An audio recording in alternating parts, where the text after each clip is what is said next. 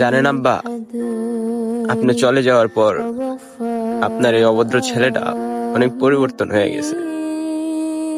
এখন আর আপনার ছেলেটা ঝামেলা করে না, সারাক্ষণ আপনার কথা ভাবে, আপনার অভাব খুঁজে। এখন আব্বা আমি নামাজ পড়ি, ফজর নামাজের সময় 1 ঘন্টা আগে ওইটা যাই, শুধু আপনার কবরটা জিয়ারত করবো বলে। জানেন আব্বা, এখন আর পাগলামি করি না, এখন আর পাগলামি করি না। আমি আপনার কবরের সামনে গিয়ে কান্না করি। জানেন আব্বা, যখন বাড়ির মধ্যে অনেক দরবার জমে, অনেক মানুষই থাকে, শুধু আপনি থাকেন না। জানেন আব্বা, আপনি যারা পুরো দরবারটাই শূন্য লাগে।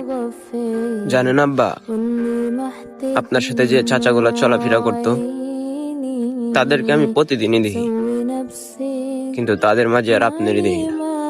জানেন আব্বা, এখন আর কোনো কিছু ভাবার সময় পাই না, সারাক্ষণ আপনার অভাব আর আপনার কথাই ভাবতে দেয়, কিন্তু কিছু করতে পারি না, আপনার কাছে আনতে পারি না, মনের কথাগুলো আপনারা বলতে পারি না। تبكي لو سماها